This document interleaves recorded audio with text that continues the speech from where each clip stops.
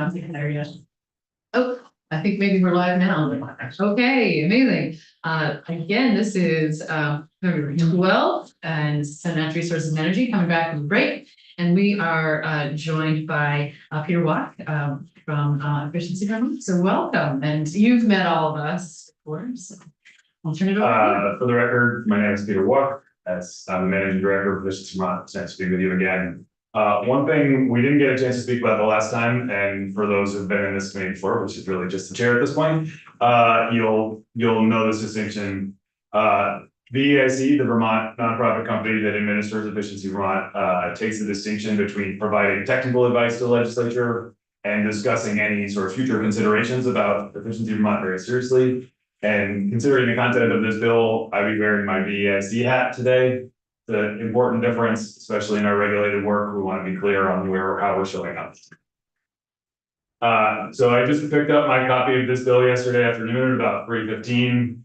So my thoughts aren't fully formed.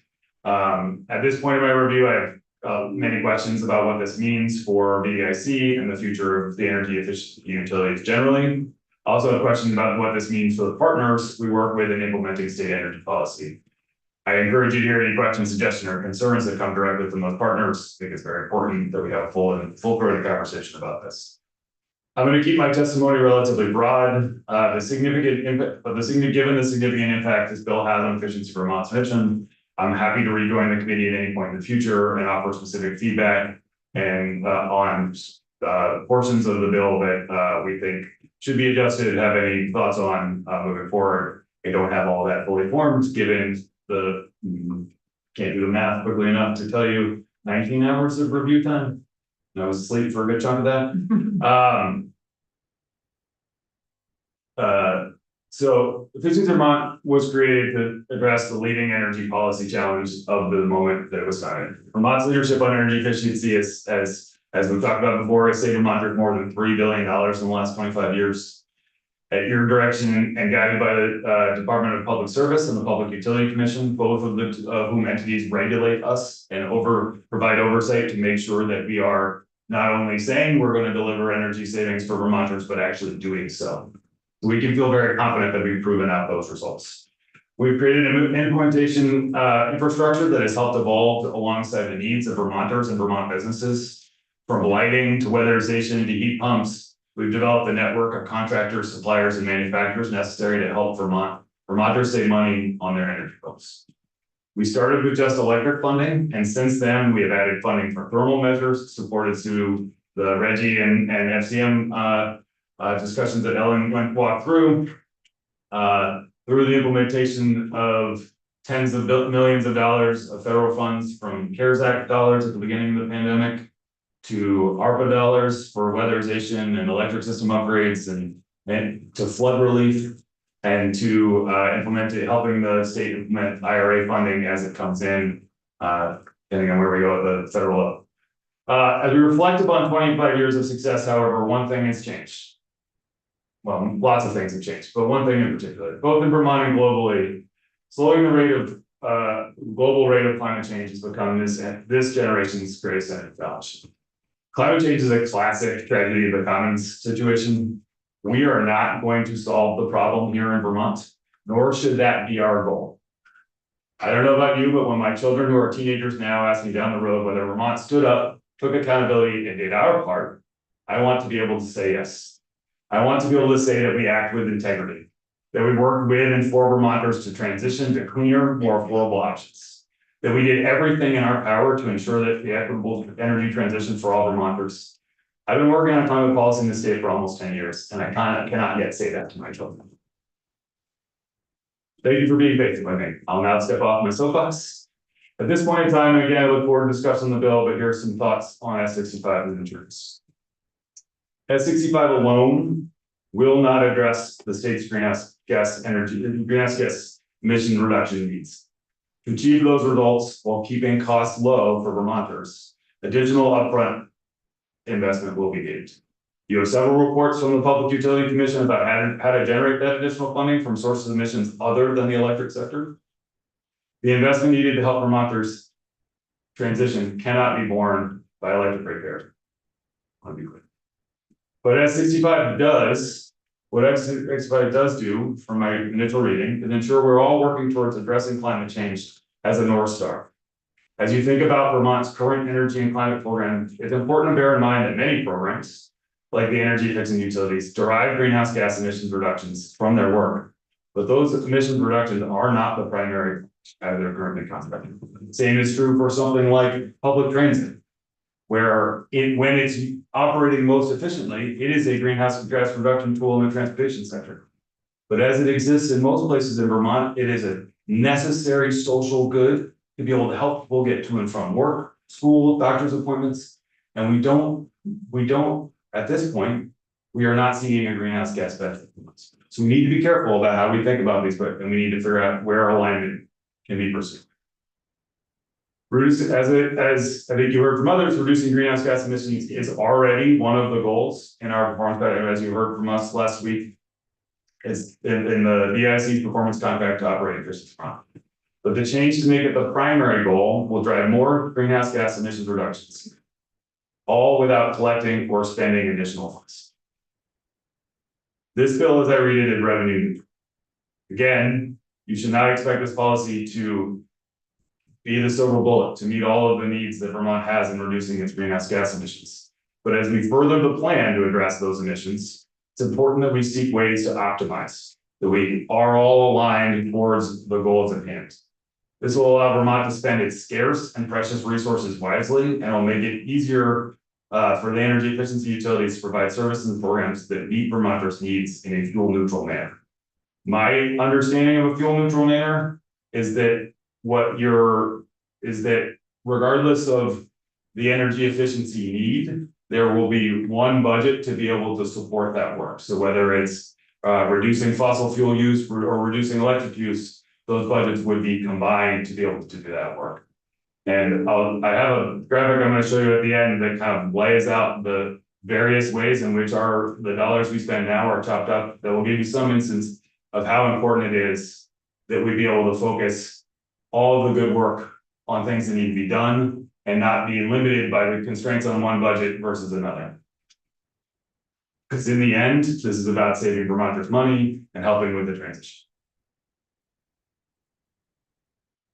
S65 aligns energy efficiency utilities with the climate requirements and policies of the state of Vermont. It creates opportunities for the EUs to innovate and identify new ways to reduce greenhouse gas emissions. It also leaves in place many important measures to ensure that the EUs continue to drive ratepayer value. And I want to emphasize that. As I read this bill, it doesn't say greenhouse gas and no electric value whatsoever, or no impact on electric ratepayers. It balances those factors. It simply moves greenhouse gas emissions to the top. As I looked last night at other states and what they have done, Maryland simply struck their electric savings requirement for a greenhouse gas savings requirement. So that's not what this is proposing to do. This is proposing to continue to balance the factors that the PUC does every time we go through a demand resources plan to address all of the pieces of it, whether that be things like low income spending requirements, geographic equity, so we make sure that we're hitting every county in the state effectively, and to continue to drive different measures of savings from summer peak to winter peak and so on and so forth. There is lots of work that should continue to be a part of that work. And so that electric ratepayers can continue to see the value of the investment that happens. I also, I want to, one of the areas in the bill that I really struck me, and I'm really want to spend some time commenting on directly because I think it's really important. We've talked a lot in this state about the affordability of the climate transition and how we need to be able to assist Vermonters and not put that transition on the backs of Vermonters who can least afford it. S65, as I read it, takes an active step to address those people who have left behind in the energy transition. Bill unlocks new measures for efficiency Vermont to reduce emissions and provide comprehensive services to customers without limiting our ability to impact total energy use and greenhouse gas emissions back to that fuel neutral use. It does this by combining all existing revenues into a fuel neutral approach to programming services. In addition, it does three things that I believe will make meaningful impacts on Vermonters currently struggling to afford their high energy costs already, right? As we talked about in the energy burden report last week when we were here with you, Vermonters are already struggling to afford their electric, fuel, and transportation energy bills. We need to help them. The change to the RBs and CDs component that you discussed, to me, is critically important. We have heard feedback for many years, particularly from our affordable housing community partners. I believe you will hear from Kathy Byer tomorrow on some specific instances of that. She is one of the developers of affordable housing in this state, and is constantly trying to do the right thing, and is met with systemic limitations as we move forward.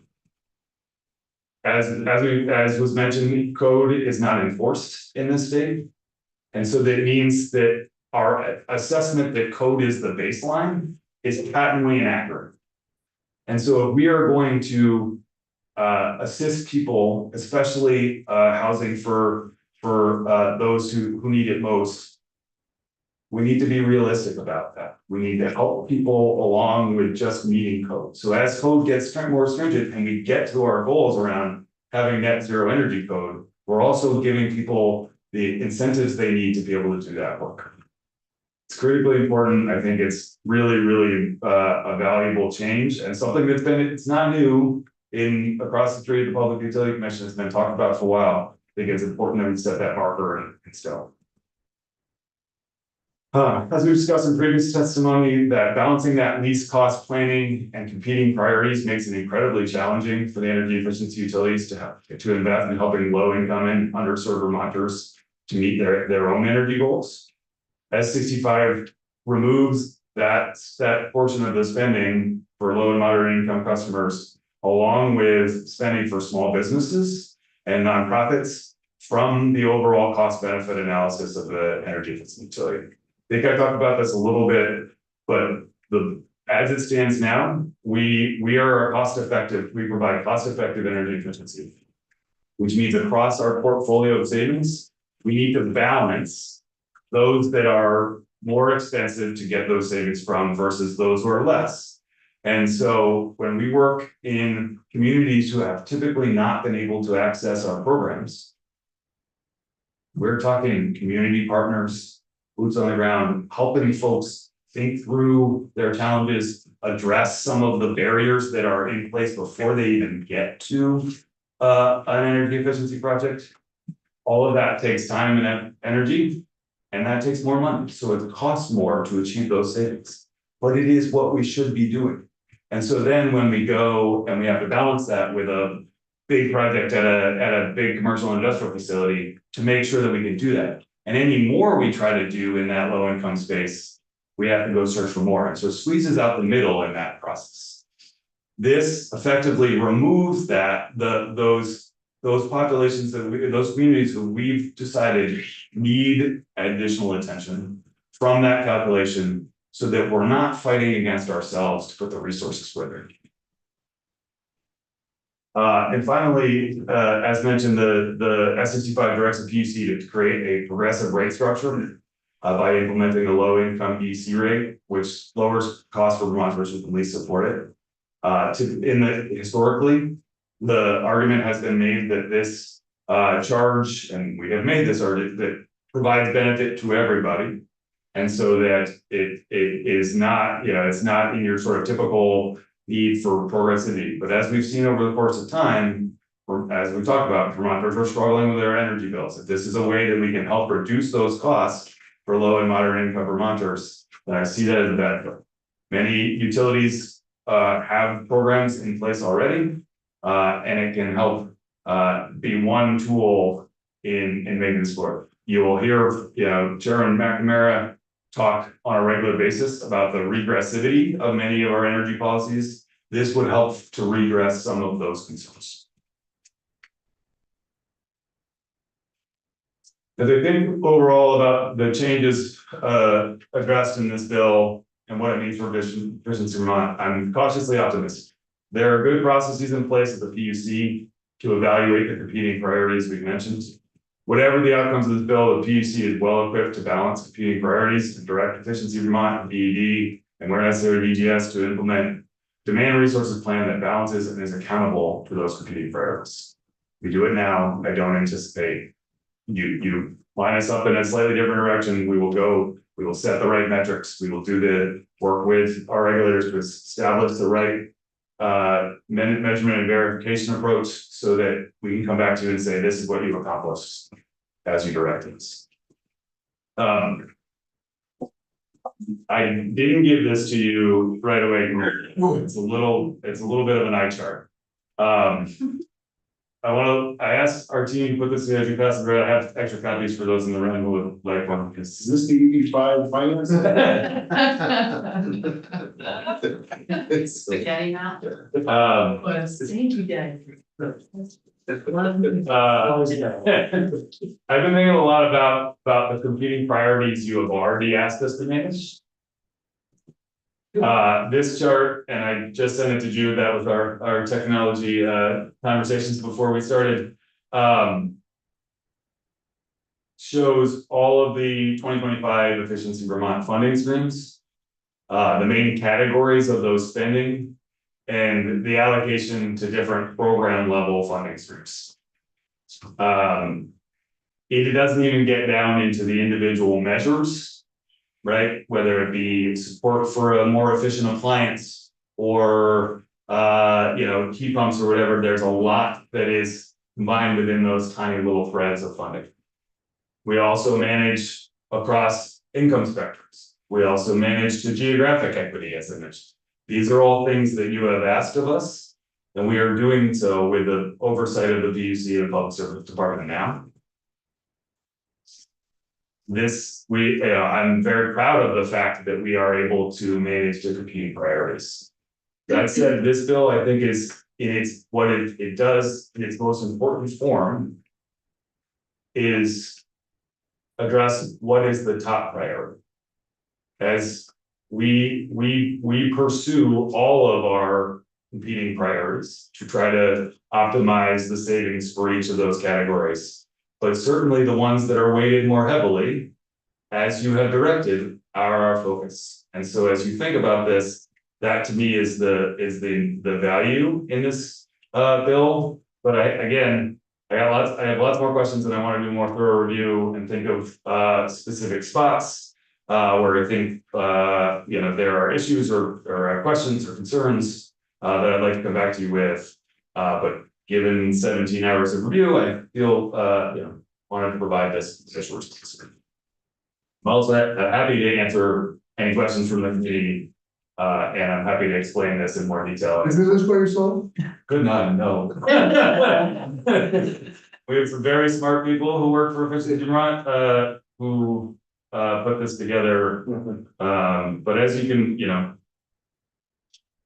we're managing and reporting to this information all the time, the different quarterly reports and annual reports to the PUC and to the Public Service Department.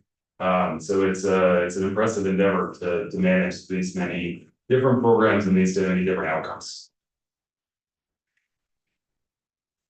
This chart is awesome. Yep. I wanted to go even in more granularity, and finally the team was like, stop, you can't go anymore. Well, and just for the purposes of this bill, what would be interesting is on the rightmost side. I love color coordinated things. Just thinking about which of these things serve what purposes for Efficiency Vermont. Do you know what I mean? Like, there's this tiny little piece called electric EMA, which I assume is like the Energy Efficiency Modernization Act. So like that is stuff that is going towards carbon reduction. That's specifically the portion that is going towards the EP stands for efficient products. Again, we don't have enough room to be able to, we have lots of different categories of things we spend money on, and it's, nice and captured, but bottom line that within the residential sector right, efficient products is one of the sort of programs we manage to try to, help people get into better and more efficient technology. yeah, and so, yeah, it's just thinking about how. The end uses of this money currently serve the different missions that. Like according to that rubric, you know what I mean, where. 50% was supposed to be reducing electricity use Yeah. and. So we generally don't develop programs that have one goal and. Sure, no, that's fair. But within those programs, we're gonna optimize. Both the measure we're incentivizing and the incentive level. To target the highest priority of those. So if you move that to greenhouse gas emission reductions. Then we will, sort of align those programs accordingly. While also achieving the energy savings and other pieces that we're looking for as a whole. There'll be a lot to work out through that process, but I see this as not there are ways to do this where you're getting both the attention on greenhouse gases where it's deserved and continuing to drive a significant amount of value for customers. And not just in a present. I do want to highlight one thing in the text that stood out to me, and there seem to be some questions on Senator Hardy, a sort of question on how we're measuring what the overall success looks like.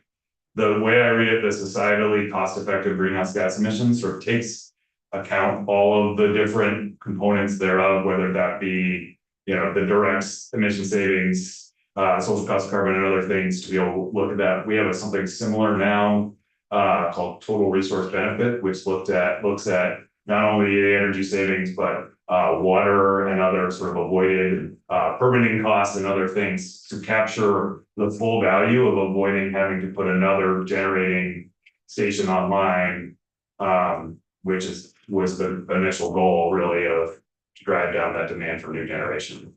Okay. What'd you do with your question? I have lots of questions. Sure. Oh, yes, go for it, yeah. Would you suggest adding language that sort of gets at that in here?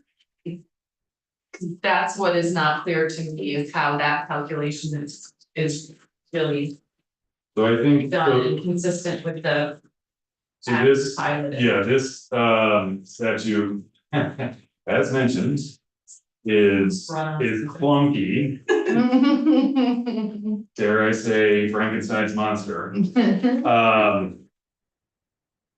I would, you want to do a full rewrite of this chapter to make it more intelligible, that would be fine with me. There's a lot of areas where you could do A, B, C, D, instead of having these long sentences. Yeah. I will on page 7, I think gets to some of your underlying concerns without it being, there's the other point area where you mentioned it, but I think on line 11 in subdivision A, the changes there reflect the multiple values that the efficiency utilities will still be required to achieve. So on page 7, you get the change to societally cost effective for the purpose of reducing greenhouse gas emissions. But as you flip over to page 8, the commission is still evaluating for, even though they're prioritizing greenhouse gas emission reductions, they're still trying to reduce Vermont's total energy demand, consumption, and expenditures. That speaks to the savings that we seek to achieve for Vermonters. So there are multiple benefits. Again, we will still need to manage to a significant number of different metrics as we do now. I believe we have 19 overall either qualitative or quantitative performance indicators or minimum performance requirements that we manage to currently. Many of those same ones would still exist. Greenhouse gases would just be moved to the top of those. Yeah, it's just, I mean, and this is maybe a conversation with Alan, just. The way it's redrafted is not clear to me that it's a reprioritization. And it's not clear to me the sort of weight that each of these items should be. It's just a long list, and so it's not very explicit. And if we're talking about priorities and directing you and others to manage to this, it's not clear how you're supposed to manage to it, so. That Make it more clear. I would also recommend that you hear from the Public Utility Commission on this, who has established procedures for determining what those balancing factors be. You have delegated some of that role to them so that it can shift as relative priorities change in that 3-year incremental period. They would provide some really good insight as to how they've interpreted the list that you've already provided them and how this might change in that effort. I think that would be a very useful for you. Okay, that would be really helpful, and then also, like, how quickly can they shift things if they do shift? It seems to me that a lot of what utilities do that can't turn on a dime, but I don't know.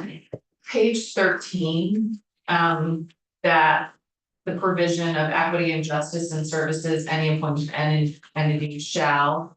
And these percentages, and I know, as Ellen said, these are sort of an opening bid, but I know you haven't had that much time on it, so maybe you can think about this more, but just wondering, like, does this make sense to these numbers?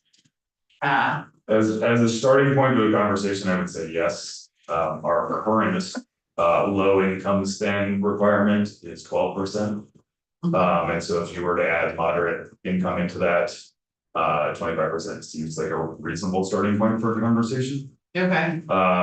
The small business or not for profit, I would have to dig deeper with the team to understand sort of how we track what percentage of our work that looks like. To see if this is in line with current work or is out of whack in some way. Right, and not all not-for-profit organizations are, not all small businesses are either, they're not equal, but just thinking, you know, in healthcare, you have the University of Vermont Medical Center, and at the other end of the spectrum, like the Open Door Clinic, you know, which are completely different entities, and so, like, are they all supposed to fit into this 12.5%? That would be a question for the sponsor of the bill. To my mind, I think you should define what you mean there. Yeah. If you mean smaller nonprofits, then certainly, you know, you heard from one this morning who's doing great work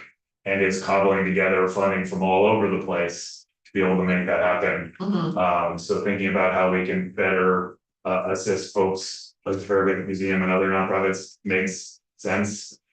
It's up to you, I think, ultimately where you draw that line in terms of what constitutes a not-for-profit. Yeah, and similarly, the low income efficiency rate. Like, I feel like we need to define that better. Or at least ask the commission to define it better for us. Okay, I have more questions, but I'll leave it at that and give you time to. Yeah, well, and, you know, speaking to the small business and nonprofit part of it, you know, the thought was try to consider, like, who's at a disadvantage for taking advantage, you know, for accessing these funds. So if there's a better way to define that, Yeah, I mean, just some of the nonprofits, because Vermont is so nonprofit heavy. Yeah, There are some that are, Right. you know, like UVM Medical Center, right. they're a huge business. Yeah. You know, And they they might be a nonprofit. they are not. They are a nonprofit. But So, my point is that do they need the extra help? And, you know, where are we drawing the lines? I think that's fair. Yeah. Good point. Yes, I would just, you know, as you think about it, sort of like, you know, I don't know whether there are different forms of nonprofit, right? Whether they're 501c3 or not, might be part of the discussion. I think I would be careful with the 501c3 kind of way of looking at nonprofit status, because it tends to squeeze out the lower end nonprofits who don't have the organizational capacity to be able to put together an application to become a 501c3 and are just doing it on the bootstraps of volunteers. And so, you know, and they are still gonna need help as well. And so some of that, I agree with you, better definition would be very useful.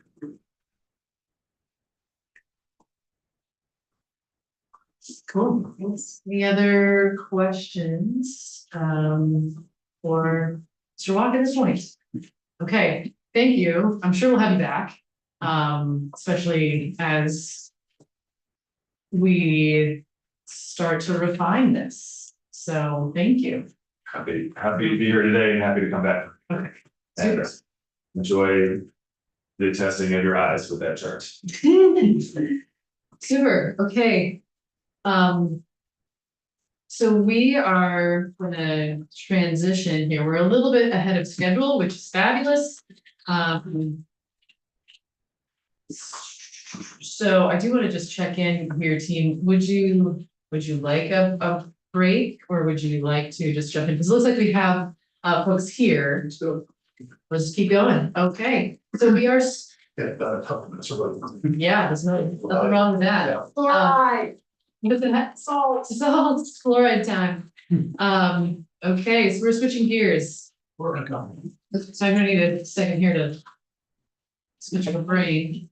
Okay. I was gonna say this. I can't remember the questions we had. What's that? Just might buy something a little smarter before you get Yeah, probably a program and. it's very good. So I'm sure it's a program, Yeah, got it. Of course. spaghetti chart program or something like that. It's stanky diagram. The width of the line. Thank you. Yeah, Calculated. SANY. It's that type of chart. But, yeah, there's a great Sankey diagram for like energy flow in the United States that the Lawrence Livermore Labs put out. It is what I have like favorite graphs, and that is one of my favorite. Yeah, Yeah, is there a program to use to make them? I don't know. There must be, there must. Okay, sorry, this is, Cool. we digress. Okay. Thank you for, If the generation is fun, so. yeah, right. I needed a second to reset my brain. Okay, so we are jumping back to chloride, and we wanted to hear, well, we had some questions as we've been going through drafting. So Tim Clear from DC is with us today. Welcome. We have some questions that I think you may be able to help us with, and Jared Carpenter is also here with us, the Lake Champlain Committee, and so would love to hear your thoughts as well. Is it okay if we start with okay?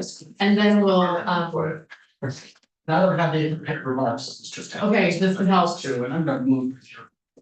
Clear up the snow. Okay, yeah. Finding. Okay, so welcome Thank you. again.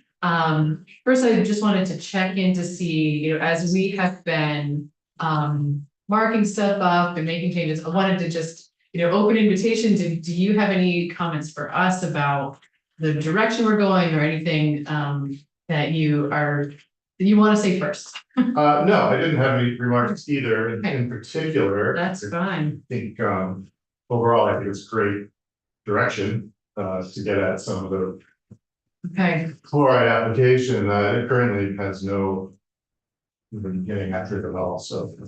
yeah. So as far as questions go, one of the things that came up for us is the location of testing.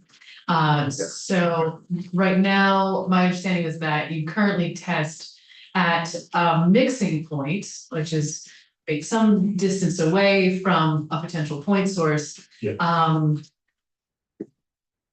And can you tell us about like the logic for testing at that location? How would you feel about moving that to the point source, or at the point source? And from a scientific perspective, why could you see the logic for either?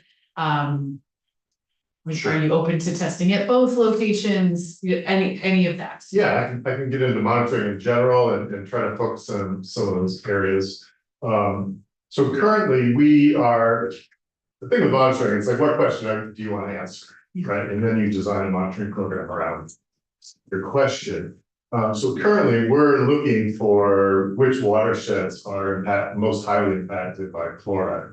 So that tends to be a single point somewhere, maybe toward the mouth of the small stream, which are the ones, we know small streams are more highly impacted, so. Tends to be down toward the bottom of the small stream watershed, and that's where, we can assess the entire stream. At a point of perhaps maximum pollution. So that lets us know if that watershed, that water body is impaired in the stream itself. If you want to answer a different question about what's contributing to that problem, starts getting more complex. It's not a single sample upstream. If you have many, let's talk about chloride in particular. Chloride itself gets complicated because it travels so well through groundwater. It's not necessarily a discharge point. So wherever salt is being applied in the watershed, there's a high likelihood that a lot of it is moving through groundwater. So that's coming into the stream continuously along the edges of the stream. If you're trying to find the other way the chloride gets in the stream is through discharge points, right? This could be a ditch, could be a particular pipe. That can be complex too. A ditch, for instance, you have a stream, you have a ditch coming into the stream. That's a discharge point into the stream. But that ditch could be receiving chloride from any number of places. It may run along the side of the road, it's receiving road runoff, maybe receiving its own discharges from lots and properties along the course of it, as well as pipes that come into the ditch. So it can get pretty complicated pretty fast in these developed watersheds because there's a lot of stormwater routing that needs to be handled as opposed to more rural places where you just there'll be fewer discharge points. So again, it depends on the question you want to answer. And I can leave it at that for now, if that gives any clarity to what's going on out there. Well, it makes me wonder if you changed, if we change it to the point sources, for any given stream, there may be multiple point sources. Absolutely. So changing it in this way might mean a significant increase in the amount of measuring that is done. That could, yes, if you want to capture all the discharge points in a stream, that could be certainly the small streams that we have impaired now, that would be definitely tens of sites and upwards, maybe to 100, Yeah, it's a complex network of Right. water flowing through these watersheds, so which I couldn't do them all. yeah, right. And it's complicated by the chloride, the runoff chloride, not the groundwater chloride. The runoff chloride only happens during periods of runoff. There's significant snowmelt or precipitation.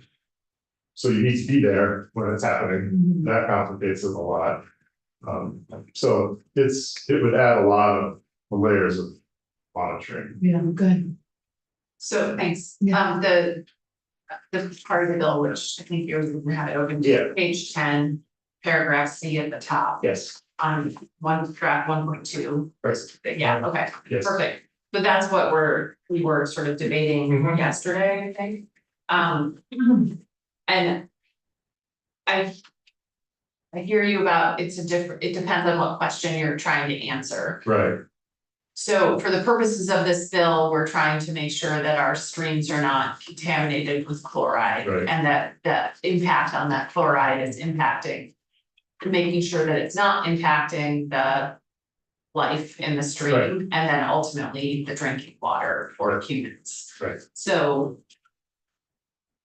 it seems to me, I don't think the intent of the bill is to create more work and costs for DEC. Right. That would It then, could be significant. and yeah, it sounds like it could be significant if we're doing it from discharge points where there Right. could be dozens or hundreds of them. So is it possible that? So right now, it seems to me you're probably doing the dilution point, yeah, Probably, yeah, one of the more, yeah, right, that's a right. common way of doing it. yeah.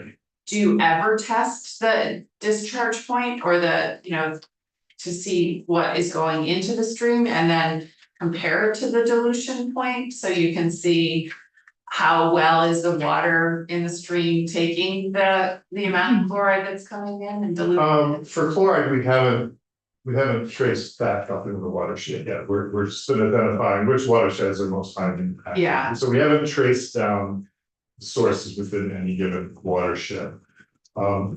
Mainly because you can do it through mapping, right? You can do it remotely, you have a good sense of where the salt's being applied in the watershed.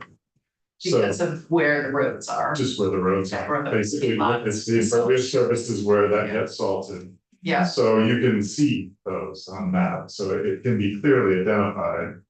So those are your sources, Mhm. right? So is it it helpful? hasn't really been a need to, because if you're trying to find a culprit, Yeah, it's difficult and it's confounded a little bit by the groundwater question. Right. So you could have two sites that receive the same amount of oversalting, let's say. This site, the runoff goes through groundwater and gets into the stream, and you really can't measure that, that's really difficult to measure. Yeah. But the other site might have a nice pipe and it comes out and you could monitor it. but if you if we're trying to measure. We're trying to see if we can find any reduction, if we can get, town X to Okay, salt their sidewalks less. right, okay, And we wanna know, is that helping the stream? And Yes. that this pavement is draining into the stream at this point. Mhm. You measure it now and we see how much is there, and then you measure it in 5 years and you say, oh, that helps. Yay, yes. Senate Natural Resources. That's a slightly different question. Yeah, I mean, I know, I guess what I'm trying to get at is there a way to continue doing what you're doing, but doing sort of spot checking in discharge points so that we can actually measure whether this bill does anything?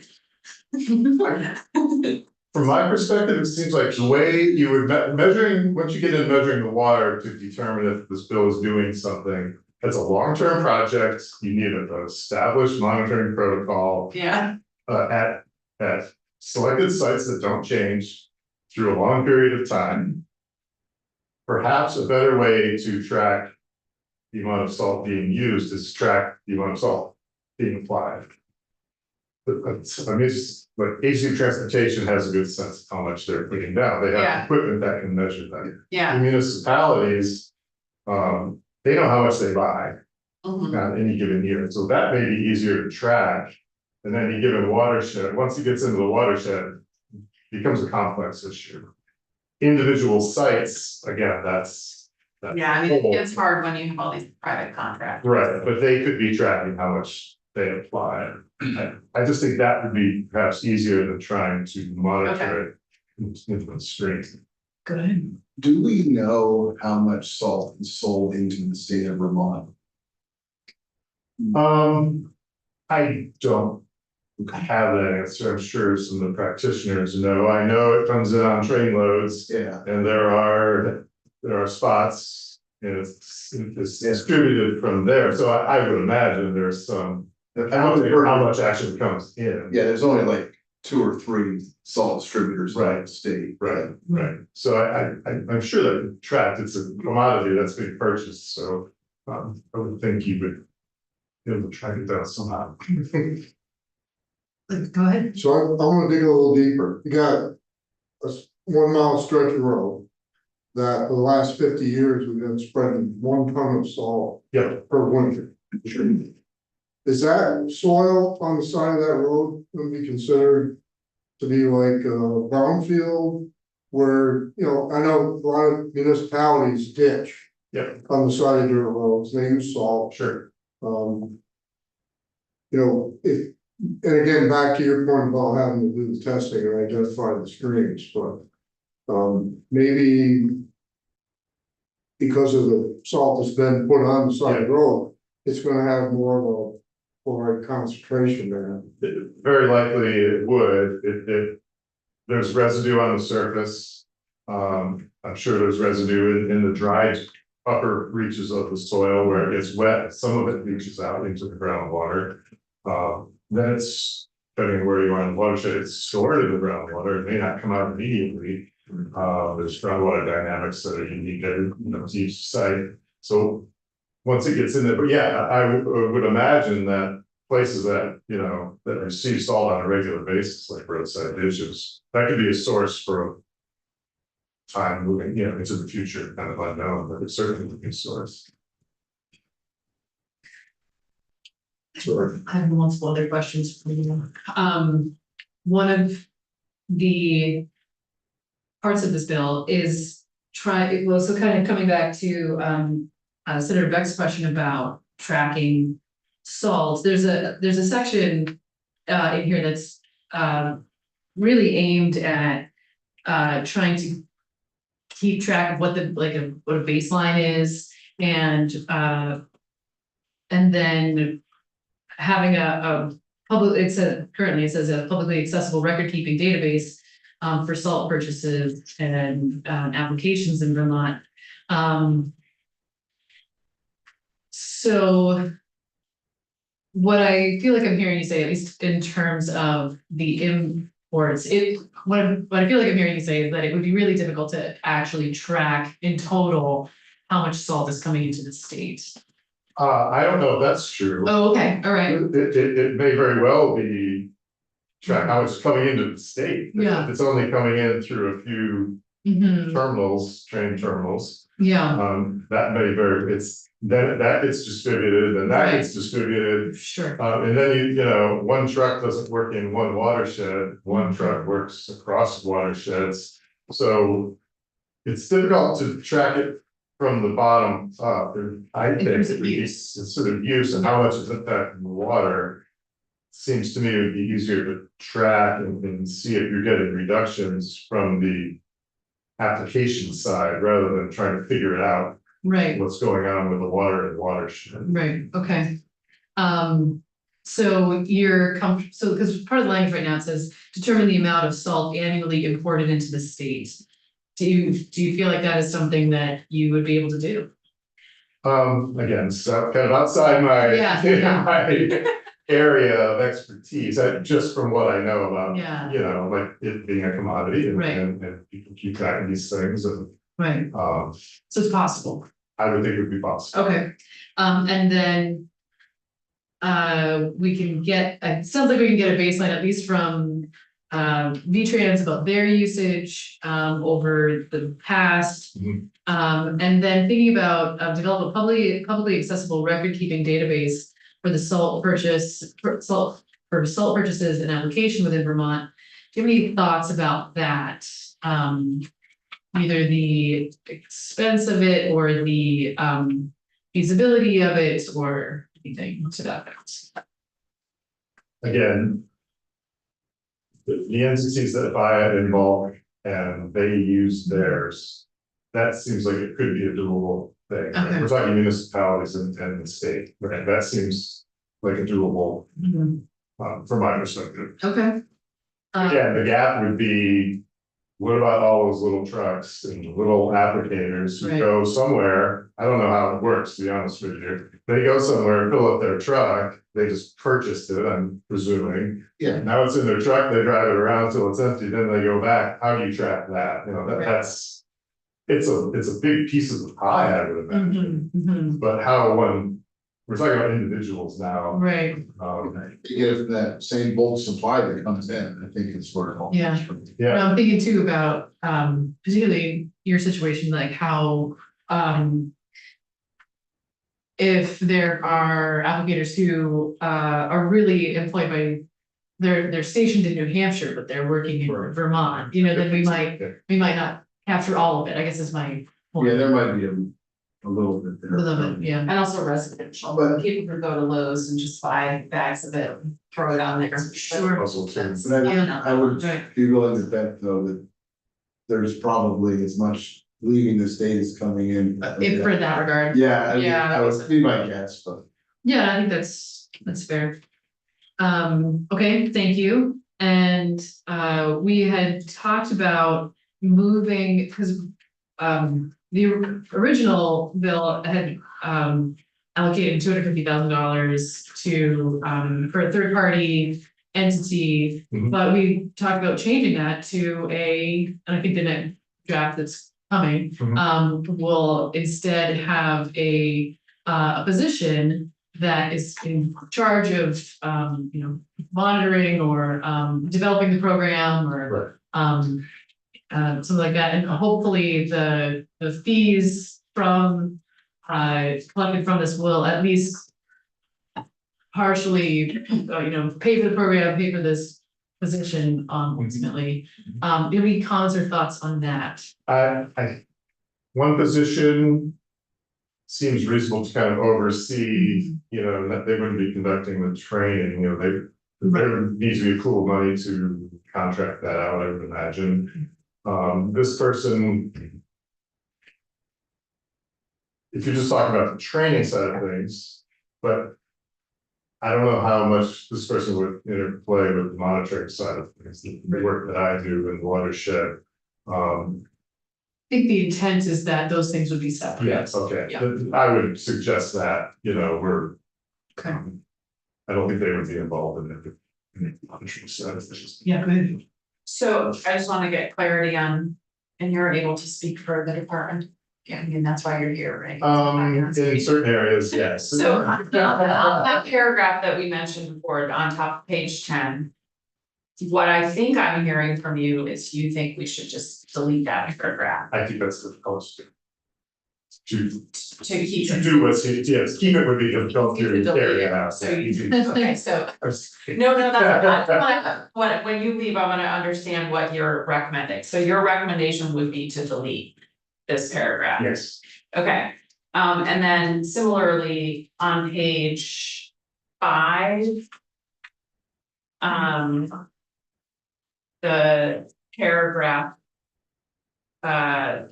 4. About this is asking the Secretary of Natural Resources to do for certain things, which presumably would be. You or the new position, develop the publicly accessible record keeping database system, which is what the chair mentioned. That to me sounds. A little, if we're just gonna try to figure out how much salt was brought into the state. Having this database on salt purchases and applications in Vermont. Is this something that's useful and something? And I said earlier when we were talking about this, that I'm always hesitant to ask agencies to do these databases, because they always turn out to be a bigger project than. they are big projects. Yeah. You recognize that. Yeah, Um, I don't wanna ask you guys to do this if this is not valuable, because this is, doing these kinds of things is a lot of work. they are a lot of work, and from my perspective, measuring what's in the streams is kind of what, knowing where the hot spots are, that's important. How I would translate that to how much salt was brought into the state, I'm not quite sure what I would do with that information. Again, that's from my perspective. Yeah, well, I just don't know why we need a database. If we have 3 that says the salt applied annually. What's the point of the publicly accessible database? Right, Is there a point? The salt applied 3 seems useful to me in determining some type of trend. Yeah, And is it still doing something to reduce the amount of salt? Yes, so determining the amount of salt applied, again, how do you determine that? That's a whole, Saturda's gonna watch the trains come in and I think that. well, that's all. Well, remember, Yeah, go ahead. we asked this question, Green Snow Pro, Uh-huh. in New Hampshire. And they said that the private applicators should be keeping track of this. Okay. And so all this, and in fact, it's how you then get them to recognize whether they're going up or down, whether there's progress being made, is by the amount actually applied. And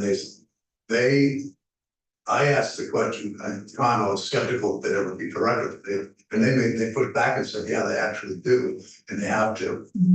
So we should at least, I think that component is actually critical to the Green Stone Pro methodology in New Hampshire, whether it's necessarily what we want to do, I don't know, but it was critical to their purpose. So things are part of that program, as I understood it. Okay, so I think I'm reading this from a different perspective. So hearing what you said, that this is supposed to be a database for Joe's snow plowing service, who's done this to log in and be able to record how much salt Joe bought in 2025, and where he applied it. Yeah, where, yeah. Okay, and so it's not supposed to be, you know, any Vermonter can just log in and check to see. I don't know.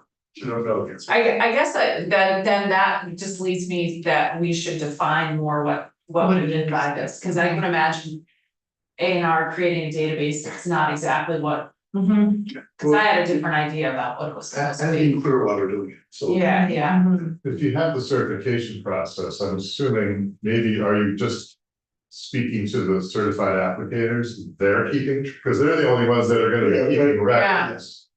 So it's part of the certification process. If you become certified, yeah, then you're tracking, otherwise you have no leverage. Because if Yeah. you're not certified to do it. right, I can also imagine. Like, you know, the snow plow operation, that's like two guys in a plow, are they obligated to? You know. Record things here, right, because I think it's not clear. yeah, Right. yeah, I wasn't sure what it was for, okay, Ideally, you want everybody to keep track of everybody, right, but how do you tell them? to do Right. that? I guess right, through a certification program, it seems doable. If you're not in the certification program, how do you get at it? Yes. I have another question here. What's your plan for testimony? I mean, we've heard from Greenville, Mhm. heard from Anna, heard from V-Trans. How about the private guys? We're gonna ask them, any of those to offering testimony? We could actually, was. Chatting with our lieutenant governor who has plowed about maybe it'd be fun to have him come testify because he would. You know. Fall into that category, but I actually think, well, we can talk about that, but I wondered if that would be appropriate because of his position, that maybe we should, Right. have I could him. ask my neighbor. Yeah, Yes. right, like. We could have, but no, I think it would be good to, anyway, that has crossed my mind and, so there has, well, I've also gotten some emails from folks, who, are in that category who I think would have something valuable to say, so, I am hoping to wrap this up soon, but I think that'd be valuable, so open to that. I got some emails saying that, AOT shouldn't be exempt, Oh, yeah, I saw that, yeah. so. Yeah, fair enough. Any other questions from Mr. Cleary? Thanks. All right, thank you. Welcome, Yeah, anytime. and Mr. Carpenter. Welcome. Welcome. Do you know everyone or should we just, you know? Morning, everyone. Morning. Yes, I'm with Jared Carpenter, Lake Champlain Community. I feel like I should say long time listener, first time caller or something like that. So I only had the one point was that as the discussion was in the top of page 10, section C. The thought of the advocates was Senator, as you were getting at, was that yes, when you're monitoring generally for impairment in the stream, you're gonna be monitoring for what's coming into the aquifers and the groundwater and the occasional discharge points that are coming in. Obviously, that should be done at some place more down towards the mouth or someplace where you're getting the overall effect. What this phrase is, and when a discharge to waters is occurring, the thought would be it's something that's happening more frequently, i.e. is occurring. And therefore, it should be monitored at that point as well, so you know the direct impacts right there on the water body as well as what's downstream, which you were getting at, I'm sure.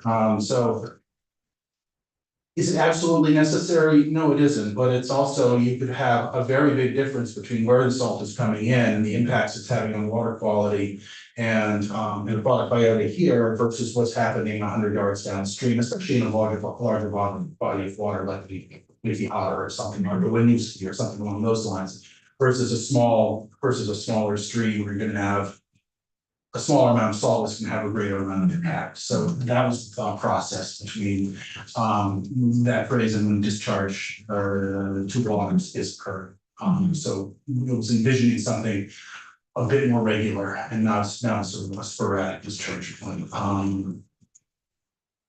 So is that something that will be coming off that big parking lot all the time that needs to be addressed, or will it be coming off of a storage area, for example, that would need to be addressed and is being discharged directly into the water? You know, there are, having this conversation, there are a surprising amount of salt storage areas stored in floodplains. So is this something that's being, you know, discharged frequently, you know, into the waterways and needs to be addressed more directly than the salt that's being applied and hitting the median strip and going into the groundwater and then eventually leaching itself, you know, up into the river, which is more of a chronic issue. I guess that was the thought process. So we obviously would prefer that section C is kept in the bill. But understanding we also don't want the agency to feel that they need to test 100 different points on one stream just because there's occasional discharges. We're really thinking something that's more is occurring, something more regular. So maybe that needs to be, that language needs to be adjusted a little bit if it stays in. Yeah, I mean, it seems to me like is occurring. There are dozens of places that where there's discharge occurring and some of them might be completely benign. Or maybe have a little salt, but more or less benign, and some may be a big deal, like Right. there's a salt shed right there that's Right. leaking into the stream, or there's a big, you know, parking lot or something. So I guess like if I were DEC and this language passed, I would be like, okay, I guess we have to test all of them. Cause that's Right. what it sort of says, so. That's why I was trying to get at, you know, is there a way to say, well, do the dilution point? And there are some times when we would do the discharge point in order to get a baseline or to get a, What would the qualifier be? yeah, and so that's what I was trying. Like, if you got a real problem area, then it's, you gotta It get it. requires more. Well, I kind of wondered if it, How do you find that?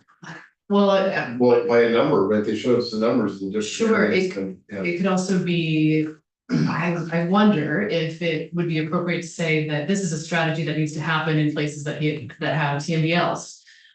Or, because there's some places that are on the road to becoming TMDL. Under consideration for, no. That way it limits it.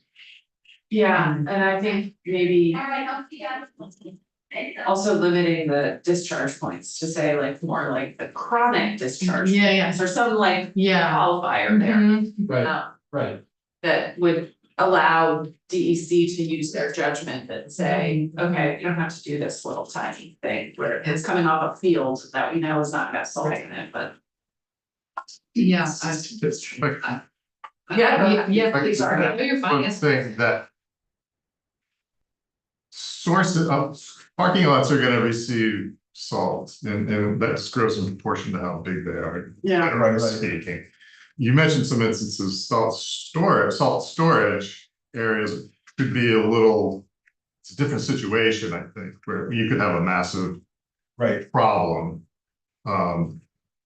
You need the salt stored somewhere, it just needs to be stored well. And that's a housekeeping measure. Maybe that's a way to, if you have a potentially problematic site. Maybe that's how you get at it. Maybe they all have to do that. Storage sites need some type of controls. There's language in here about that as well. Yeah, but tying the testing to where those are located is not a bad idea. You could be chasing that for a long time, I think, Yeah, for the I mean, right storm. I wanted to try to find like some kind of Mm-hmm. middle ground where we're getting at the issue that you wanna address, but also not overburdening DEC with a lot of testing that's unnecessary and expensive. Wondering if it makes sense for you all to like work together on coming up with some language, but do you think that's a potential that you all could some? I think just a turn of a phrase or two right in there, right in that sentence, but I'm not. Nothing's popping into my Yeah, mind okay. exactly right now and how to qualify it, but that's not to say that I'm sure we should can give it a thought, of course. Okay. Yes, go ahead. You could, I mean, we're not supposed to say shall, I mean, should, but I'll use it for the moment. Should or shall, when practical. Identify and monitor major sources. And really give a lot of discretion. That's almost suggestive, it's not, but I know we can't use the word should, we'll figure that out. Okay. So I don't know, something like. Well, you can soften shall by saying shall when practical. No, I did say that. No, I've got it. I was thinking of that. Practicable and necessary almost, because it's, you know, when it's practicable and when they feel like it's necessary to get a baseline, but. I don't know, Yeah, but I think that maybe you two can work that out. yeah, if, that would be great if you can, that were possible for you all to work through that. Other questions? I feel like I had other questions. Oh, the publicly accessible record keeping. Do you want to comment on publicly accessible record keeping database system? Was that, and we're back on Page page 5. 5, number Yeah. 4. Mhm.